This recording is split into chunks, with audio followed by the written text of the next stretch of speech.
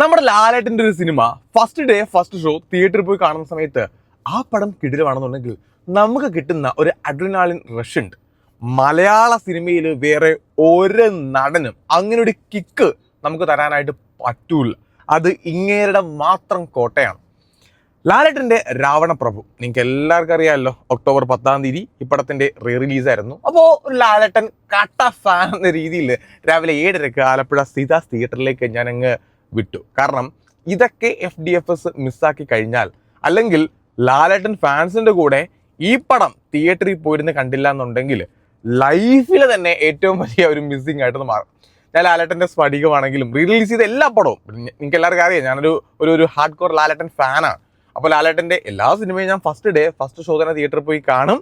Release എന്ന് പറയുമ്പോഴത്തേക്കും നമുക്ക് പ്രത്യേക ഒരു വൈബാണ്. ഞാൻ ആദ്യം പറയട്ടെ, ഈ ഒരു സിനിമ രാവണപ്രഭു എന്ന് പറയുന്ന സിനിമ ഞാൻ 1-ാം ക്ലാസ്സിൽ 2-ാം ക്ലാസ്സിൽ പഠിക്കുന്ന സമയത്ത് ഞാൻ എൻ്റെ അപ്പൂപ്പനായിട്ട്, എൻ്റെ അമ്മയുടെ അച്ഛനും ചിറ്റമാരുമായിട്ട് തിയേറ്ററിൽ പോയി കണ്ട. കാരണം അന്ന് എന്നെയും കൂടെ തിയേറ്ററിൽ കൊണ്ടുപോയിട്ടുണ്ടായിരുന്നു. ഞാൻ അന്ന് എനിക്കൊന്നും ഓർമ്മയൊന്നുമില്ല. അന്ന് ഞാൻ ആലോചിച്ചിട്ടുണ്ട്, അതിങ്ങനെ നമ്മളിപ്പോൾ റീകളക്ട് ചെയ്യുമ്പോഴത്തേക്കും ആ തിയേറ്ററിൽ അവരായിട്ട് പോയൊരു ഓർമ്മയുണ്ട്. പിന്നെ ഇങ്ങനെ എല്ലാവരും കൂടെ ഇങ്ങനെ കൈയടിക്കുന്ന കുറേ മൊമെന്റ്സ് ഉണ്ട്. നമുക്കൊരു രസം കിട്ടും. പക്ഷെ അന്ന് എനിക്ക് എത്ര വയസ്സ്, 6-7 വയസ്സ്. അപ്പോൾ നമുക്കൊരു വലിയ എന്താ പറയുക, നമ്മുടെ ഉള്ളിലുള്ള ലാലേട്ടൻ ഫാൻ ഇങ്ങനെ വളർന്നു വരുന്നേ ഉള്ളൂ. നമുക്ക് ലാലേട്ടനെ കാണുമ്പോഴത്തേക്കും അയ്യോ ലാലേട്ടൻ ആ ഒരു സാധനമാണ്. പക്ഷെ ഇന്ന് ആ സാധനം തിയേറ്ററിൽ കാണുമ്പോഴത്തേക്കും എന്തല്ലേ നമ്മൾ സത്യം പറഞ്ഞാൽ എനിക്ക് ഈ പടം തിയേറ്ററിൽ കണ്ടപ്പോഴത്തേക്കേ എൻ്റെ ഒരു എക്സ്പീരിയൻസ്, ഇത് റിവ്യൂ അല്ലല്ലോ, ഇത് എക്സ്പീരിയൻസ് ആണല്ലോ. കാരണം ഇതൊക്കെ എല്ലാവർക്കും അറിയാവുന്ന അടുത്ത സീൻ എന്താണെന്ന് നമുക്കറിയാം. കാരണം ഞാനിങ്ങനെ എൻ്റെ മൊബൈൽ ഓണാക്കിക്കൊണ്ട് ഞാനിങ്ങനെ എക്സൈറ്റഡ് ഇരിക്കുക. കാരണം നമുക്കറിയാമല്ലോ, ആ പാട്ടിപ്പ് വരും, തകില് പുകില് പാട്ടിപ്പ് വരും. അല്ലാന്നുണ്ടെങ്കിൽ നമ്മുടെ ലാലേട്ടൻ്റെ ഇൻട്രോ ഇപ്പോൾ, ലാലേട്ടൻ്റെ തീപ്പൊരു ഡയലോഗ്സ് ഇപ്പോൾ, ലാലേട്ടൻ്റെ ഫൈറ്റ് ഇപ്പോൾ വരും. നമ്മളിങ്ങനെ ഓരോ മൊമെന്റ് നമ്മളിങ്ങനെ വെയിറ്റ് ചെയ്തിരിക്കുക. തുടക്കത്തിൽ ഗൗണ്ടറിനെ കാണിക്കുന്നു, ജഗതിയെ കാണിക്കുന്നു, ലാലേട്ടൻ കാറി വന്നിറങ്ങുന്ന ആ ഒരു മൊമെന്റിൽ നമ്മൾ എല്ലാവരും തിയേറ്ററിലിരുന്ന് ഇങ്ങനെ കൈയടിച്ച് ബഹളം വെച്ച് ആഘോഷിക്കുകയാണ്. ലൈക്ക് ഒരു ഉത്സവ പറമ്പ് പോലെയാണ് നമ്മൾ തിയേറ്ററിൽ ഇരിക്കുമ്പോഴത്തേക്കും ഫീൽ ചെയ്യുക. അത് നിങ്ങൾ ആലോചിച്ച് നോക്കിയാൽ റിലീസ് ചെയ്യുന്ന വേറെ എത്രയോ സിനിമകളുണ്ട്. പക്ഷേ വേറെ ഒരു സിനിമയ്ക്കും എന്തുകൊണ്ടാണ് ലാലേട്ടൻ്റെ ഒരു പടത്തിന് കിട്ടുന്ന സ്വീകാര്യത കിട്ടാത്തത്? കാരണം ഈ മനുഷ്യൻ മലയാളികൾക്കിടയിൽ, നമുക്കിടയിൽ ഉണ്ടാക്കി വെച്ചിരിക്കുന്ന പുള്ളിയുടെ ആയിട്ടുള്ളൊരു സ്പേസ് ഉണ്ട്. അത് വേറെ ഒരു നടനും മലയാള സിനിമയിൽ കിട്ടൂല. ബിക്കോസ് അങ്ങനെയാണങ്ങേര്.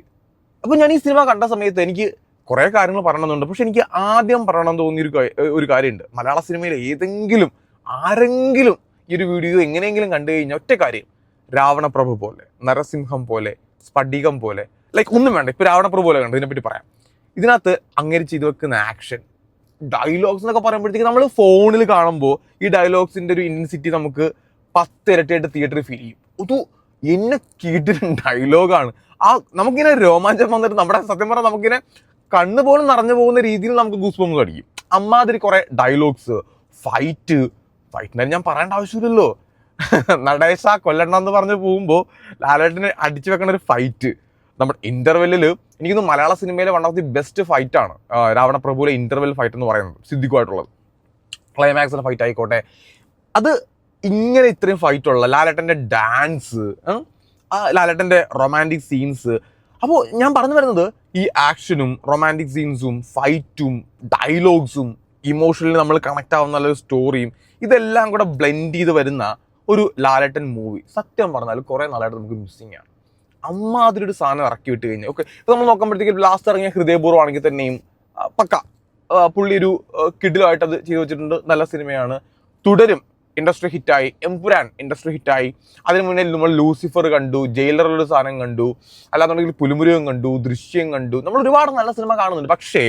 പക്ഷേ ഞാൻ പറയുന്നത്, രാവണപ്രഭു പോലെ, നരസിംഹം പോലെ അമ്മാതിരി ഒരു ഐറ്റം ആരെങ്കിലും ഒന്ന് പെടച്ച് വിട്ടിരുന്നെങ്കിൽ അത് കണ്ടിരിക്കുമ്പോൾ നമുക്ക് കിട്ടുന്നൊരു സന്തോഷം, നമുക്ക് കിട്ടുന്ന സന്തോഷം മാത്രമല്ല, നിങ്ങൾ ആലോചിച്ച് നോക്കിയേ, അമ്മാതിരി ഒരു സാധനം ഇറങ്ങിക്കഴിഞ്ഞാൽ കേരളത്തിലും ലോകത്തിലെന്ന് പറയാൻ പറ്റുള്ളൂ. കാരണം ഇപ്പോൾ നമുക്ക് ലാലേട്ടൻ അടിക്കും നമ്മുടെ കേരളത്തിൽ മാത്രം തളച്ചിടാൻ പറ്റുന്ന മുതലൊന്നും അല്ല. കിട്ടാൻ വേണ്ടി പോകുന്ന കളക്ഷൻ എന്തായിരിക്കും, മലയാള സിനിമയുടെ വളർച്ച എന്തായിരിക്കും? ഇപ്പോൾ ലോക എന്ന് പറയുന്ന ഒരു മൂവിയിലൂടെ, അല്ലെങ്കിൽ എംപുരാനിലൂടെ, തുടരൂരിലൂടെ നമ്മുടെ മലയാള സിനിമ കൈവരിക്കുന്ന, ഇപ്പോൾ ദൃശ്യമാണ് അങ്ങനെ ഒരു ബെഞ്ച് മാർക്ക് സെറ്റ് ചെയ്തത്. പുലിമുരുകൻ എന്ന് പറയുന്നൊരു സിനിമ നമ്മൾ കുറേ നാൾക്ക് ശേഷം നമ്മൾ കണ്ടിരുന്നു. ലാലേട്ടൻ്റെ അത്യാവശ്യം നല്ല കുറേ പരിപാടീസുള്ള, പക്ഷേ അവിടെയും നമുക്ക് അതൊരു സാധാരണക്കാരനായിട്ടുള്ള മുരുകനാണ്. പക്ഷേ രാവണപ്രഭു എന്ന് പറയുന്ന സിനിമ കാണുമ്പോഴത്തേക്കും അവിടെ ഒരു രാവണനെ പോലെ, അയാൾ പറയുന്ന ഡയലോഗ്, ആ ക്യാരക്ടർ പറയുന്ന ഡയലോഗ്സ് കേട്ടിരിക്കുമ്പോൾ തന്നെ എന്ത് രസമാണ്. പുള്ളി അഴിഞ്ഞാടുകയാണ്, ഭയങ്കര എനർജറ്റിക് ആണ് പടം. അതായത് ലാലേട്ടൻ ഈ സിനിമയ്ക്കകത്ത് നിങ്ങൾക്ക് എല്ലാവർക്കും അറിയാമല്ലോ, ഞാൻ പറഞ്ഞു തരേണ്ട ആവശ്യമില്ലല്ലോ, ഇതേ ഈ ഒരു സിനിമയിൽ കാണിക്കുന്ന എനർജി ഉണ്ട്. എനിക്ക് തോന്നുന്നു ആ ഒരു എനർജി വെച്ചിട്ട് ഒരു പടം പുള്ളിനെ വെച്ചിട്ട് ഇപ്പം ആരെങ്കിലും ഒന്ന് ചെയ്യണം. അത് പഴയ ഫിലിം മേക്കേഴ്സ് ചെയ്യണമെന്ന് ഒരിക്കലും ഞാൻ ആഗ്രഹിക്കില്ല. കാരണം ഓൾറെഡി അവർ ലാലേട്ടനെ ഊറ്റിയെടുത്ത് കഴിഞ്ഞു. രഞ്ജിത്ത് ഇപ്പം ഡയറക്റ്റ് ചെയ്യാറില്ല, ഷാജി കൈലാസ് ഓൾറെഡി ലാലേട്ടനെ മാക്സിമം ഊറ്റിയതാണ്.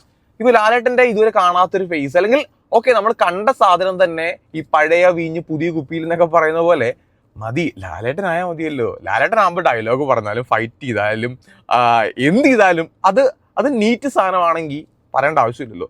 പ്രേക്ഷകരങ്ങ് ഇരു കൈ നീട്ടി സ്വീകരിച്ചങ്ങ് വെച്ചോളും. തിയേറ്ററിലേക്ക് സ്ലീപ്പർ സെൽസ് മാത്രമല്ല, വീട്ടിൽ വയ്യാണ്ട് നടക്കുന്ന ആൾക്കാർ പോലും തിയേറ്ററിലേക്ക് വരും. അപ്പോൾ ഞാൻ ഈ പടം കണ്ടുകൊണ്ടിരിക്കുന്ന സമയത്ത് എനിക്ക് അങ്ങനെയാണ് ഫീൽ ചെയ്തത്. കാരണം ഞാനിങ്ങനെ ഓരോ സീൻ കാണുമ്പോഴും നമ്മളിങ്ങനെ നിങ്ങൾ ആലോചിച്ച് നോക്ക്, ഇതേപോലെ സവാരിഗിരി ആയാലും ഇങ്ങനെ ഡയലോഗ് പറയുന്ന ലാലേട്ടൻ മൂവി കണ്ടിട്ട് എത്ര നാളായി. അത് ആരെങ്കിലും ഒന്ന് ചെയ്തിരുന്നെങ്കിൽ, അല്ലേ? നിങ്ങൾ ആലോചിച്ച് നോക്കി, അത് ആരെങ്കിലും ഒന്ന് ചെയ്തിരുന്നെങ്കിൽ, ഒരു പുതിയ സാധനം കിട്ടിയ ഇപ്പൊ നമുക്ക് വേണമെങ്കിൽ ഇനിയും നരസിംഹം ഇറക്കാം. അല്ലെങ്കിൽ ലാലേട്ടന്റെ കയ്യിലാണോ റീ റിലീസിന് ഐറ്റം ഇല്ലാത്തത്? എല്ലാ ജോണറും ഇവിടെ പോകും. ഇവിടെ അങ്ങനെ ഇന്നതൊന്നും ഇല്ല. അല്ലാണ്ട് ഇവിടെ ലിമിറ്റഡ് ആയിട്ടുള്ള സാധനമൊന്നുമല്ല. ലിമിറ്റഡ് എഡിഷൻ എന്നൊക്കെ നമ്മൾ പറയുന്ന പോലെ വളരെ കുറച്ച് പീസേ ഉള്ളൂ. അങ്ങനെയൊന്നും അല്ലല്ലോ ഈ സാധനം. ലാലേട്ടൻ എന്ന് പറയുന്ന മുതൽ അങ്ങനെയല്ലല്ലോ. ഇവിടെ എല്ലാ ഐറ്റവും ഉണ്ട്. ഇവിടെ ഹോൾസെയിലും ഉണ്ട്, റീറ്റെയിലും ഉണ്ട്, എല്ലാം ഉണ്ടെന്ന് പറയുന്ന പോലെ ഇവിടെ എല്ലാ ഐറ്റം കിടക്കുകയല്ലേ. അപ്പോൾ ഇതൊക്കെ വെച്ചിട്ട് ഒരു ഐറ്റം ആരെങ്കിലും പിടച്ചിരുന്നെങ്കിൽ അത് പൊളി ഐറ്റം ആയിരിക്കും. അതൊന്ന് എക്സ്പീരിയൻസ് ചെയ്യണമെന്ന് എനിക്ക് ഭയങ്കര ആഗ്രഹമുണ്ട്. ഇങ്ങനെ വെച്ചിട്ട് ഒരു ആരെങ്കിലും പിടക്കണ്ണന്മാരെ, നിങ്ങൾ മലയാള സിനിമയിലെ കഴിവുള്ള ഒത്തിരി ആൾക്കാരല്ലേ, ഒരുപാട് ഫാൻ ബോയ്സ് ഇങ്ങനെ നിരന്ന് നിൽക്കല്ലേ, എല്ലാ ഐറ്റം എടുക്കൂല്ലോ അങ്ങനെ കൊണ്ടൊരു ഇതേപോലത്തെ ഐറ്റം ആരെങ്കിലും ഒന്ന് ചെയ്യങ്ങട് ഒന്ന് കാണട്ടെ, നമ്മളൊന്ന് സന്തോഷിക്കട്ടെ. ഈ റീ റിലീസ് ചെയ്യുമ്പോൾ തന്നെ എന്തൊരു ഓളമെന്നറിയോ? ഞാൻ പറയട്ടെ, ഒരു കാര്യം ഞാൻ പറയട്ടെ. നിങ്ങൾ ഈ സിനിമ മാസ് ഓഡിയൻസിൻ്റെ കൂടെ, അതായത് ഇപ്പോൾ വനിതാ തിയേറ്ററിൽ, രാഗം തിയേറ്റർ, ഇങ്ങനെയുള്ള ഒരു വലിയ ഒരു പരിപാടി ഉണ്ടല്ലോ, അവർക്ക് അങ്ങനെ ഒരുപാട് ആൾക്കാരുള്ളൊരു തിയേറ്ററിൽ പോയിട്ട് നിങ്ങൾ ഈ സിനിമ ഒന്ന് കണ്ടു നോക്കണം. അപ്പോൾ നിങ്ങൾക്ക് അതിൻ്റെ ഒരു ഓളം കിട്ടും. പിന്നെ ഞാൻ പറഞ്ഞല്ലോ, ലാലേട്ടൻ്റെ റീസെൻ്റ് ഇറങ്ങുന്ന ഇപ്പോൾ ഈ 2025 അങ്ങേര് തൂക്കിയ വർഷമാണ്. 2 ഇൻഡസ്ട്രി ഹിറ്റ് അങ്ങേര് അടിച്ചു. ഓക്കെ, ഒരു റീ റിലീസ് ചോട്ടാ മുംബൈ പൊടി പൊടിച്ചു, ഹൃദയപൂർവ്വം ഇറങ്ങി നല്ല രീതിയിൽ കളക്ഷൻ കിട്ടി, നല്ല പടമായിട്ട് മാറി. അപ്പോൾ നമ്മുടെ ദാദാ സാഹിബ് ഫാൽക്കെ അവാർഡ് പുള്ളി തൂക്കി. എല്ലാം അതായത് പുള്ളി 2025 എന്തൊക്കെയാണോ ചെയ്തത് അതെല്ലാം പക്കയാണ്. അതിൻ്റെ കൂട്ടത്തിൽ ഇതാണ്ട് ഇപ്പം അടുത്തൊരു ഐറ്റം കൂടെ വരികയാണ്. അപ്പോൾ ഇതെല്ലാം പുള്ളി ചെയ്തുകൊണ്ടിരിക്കുന്ന ഈ സമയത്ത് എനിക്കൊന്നു ഈ സിനിമയ്ക്കകത്തൊരു ഡയലോഗുണ്ട്, ഇത് അയാളുടെ കാലമല്ലേ. 24 വർഷം മുന്നേ രഞ്ജിത്ത് എഴുതിയ ഡയലോഗിൽ ഇപ്പോഴൊരു മാറ്റമില്ലെന്നുള്ളതാണ് സത്യം. അന്നും അയാളുടെ കാലമാണ്, ഇന്നും അയാളുടെ കാലമാണ്. ലാലേട്ടൻ മലയാള സിനിമയിൽ എന്തൊക്കെയുണ്ടോ അന്നൊക്കെ അങ്ങേരുടെ കാലം തന്നെയാണ്. അതിൽ മാറ്റം ഉണ്ടാകാൻ പോകുന്നില്ല. ഇത്രത്തോളം മലയാളികളെ സ്വാധീനിച്ചിട്ടുള്ള, അല്ലെങ്കിൽ ഇത്രത്തോളം തിയേറ്ററിൽ പോയിട്ട് ആഘോഷമാക്കുന്ന മലയാളത്തിലെ ഓരോ പ്രേക്ഷകനും, തിയേറ്ററിലെത്തുന്ന ഓരോ പ്രേക്ഷകനും മതിമറന്ന് സന്തോഷിക്കുന്ന ഒരു നടൻ മലയാള സിനിമയുടെ ചരിത്രത്തിൽ ഇതുവരെ ഉണ്ടായിട്ടുമില്ല, ഇനി അങ്ങോട്ട് ഉണ്ടാകാനും പോകുന്നില്ല. അത് ലാലേട്ടനാണ്. കാരണം ഒരു 500 വർഷത്തേക്ക് മലയാള സിനിമയിലെ ആൾക്കാർ, പ്രേക്ഷകർ ഓർത്തിരിക്കാനും നമുക്ക് സന്തോഷിക്കാനും നമ്മൾ ഗൂസ്ബംസ് അടിക്കാനും നമുക്ക് വേണ്ടതെല്ലാം പുള്ളി ഇപ്പം തന്നെ ചെയ്ത് വെച്ചിട്ടുണ്ട്. ഇനി നമുക്ക് കിട്ടുന്നതെല്ലാം ബോണസാണ്.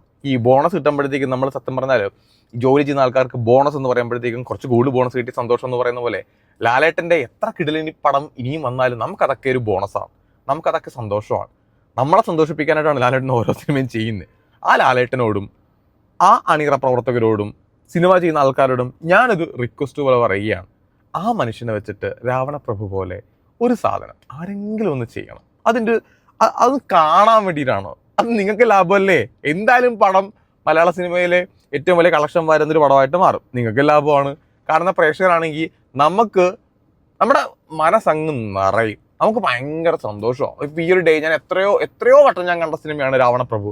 പക്ഷെ ആ രാവണപ്രഭു വീണ്ടും വന്ന് തിയേറ്ററിൽ വന്ന് കാണുമ്പോഴത്തേക്കും ഞാൻ നേരത്തെ പറഞ്ഞ പോലെ വർഷങ്ങൾക്ക് മുന്നേ ഞാൻ തിയേറ്ററിൽ എൻ്റെ അപ്പൂപ്പനായിട്ടും എൻ്റെ ചിറ്റമാരായിട്ട് പോയി കണ്ട സമയത്ത് ലാലേട്ടനെ കണ്ട് ശീലിച്ച് പരിചയപ്പെട്ട് ഒരു ഫാൻ എന്ന രീതിയിൽ വളർന്നു വരുന്നതിൽ നിന്ന് ഇന്ന് തിയേറ്ററിൽ പോയി ആ പടം കാണുമ്പോഴത്തേക്കും കൈയടിച്ച് ഗൂസ്ബംസ് അടിച്ച് ചിരിച്ച് മനസ്സ് നിറഞ്ഞ് ഒരുപാട് ലാലേട്ടൻ ഫാൻസിൻ്റെ ഇടയിൽ നിന്ന് ഇങ്ങനെ കാണുമ്പോഴത്തേക്കും ഞാനും ഇങ്ങനെ ഭയങ്കര ഭയങ്കര ഹാപ്പിയാണ് നമുക്ക് ആ മൊമെൻറ്റ്സ് ഭയങ്കര സന്തോഷമാണ് നമ്മുടെ അത് പറഞ്ഞറിയിക്കാൻ പറ്റൂല. ഞാൻ പറഞ്ഞല്ലോ, നിങ്ങൾ ഈ സാധനം തിയേറ്ററിൽ പോയി നിങ്ങൾ കണ്ട പടമാണ്, അതിനോ എനിക്കറിയാം, പക്ഷേ തിയേറ്ററിൽ പോയിട്ട് ഇത് കാണുമ്പോൾ നിങ്ങൾക്ക് ആ സന്തോഷം കിട്ടും.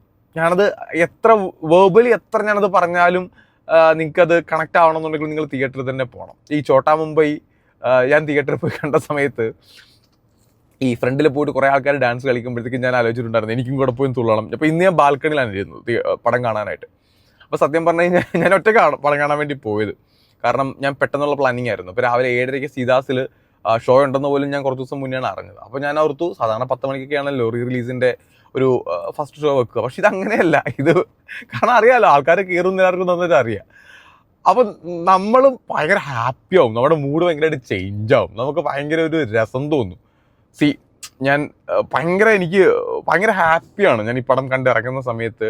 എത്രയോ വട്ടം കണ്ട പടം, എണ്ണാൻ പോലും പറ്റൂല ഡയലോഗ്സ് ആണെങ്കിലും ഈ സിനിമ എത്ര തവണ കണ്ടു എന്നുള്ള കാര്യത്തിനകത്ത്. പക്ഷേ വീണ്ടും കാണുമ്പോഴത്തേക്കും നമുക്ക് ഭയങ്കര സന്തോഷമാണ്. സോ ലാലേട്ടൻ ഫാനാണ് നിങ്ങളെന്നുണ്ടെങ്കിൽ നിങ്ങൾ തിയേറ്ററിൽ പോയി കഴിഞ്ഞാൽ നിങ്ങൾക്ക് കുറേ മിസ്സായ സാധനം പോലും നിങ്ങൾക്ക് തിരിച്ചു കിട്ടും.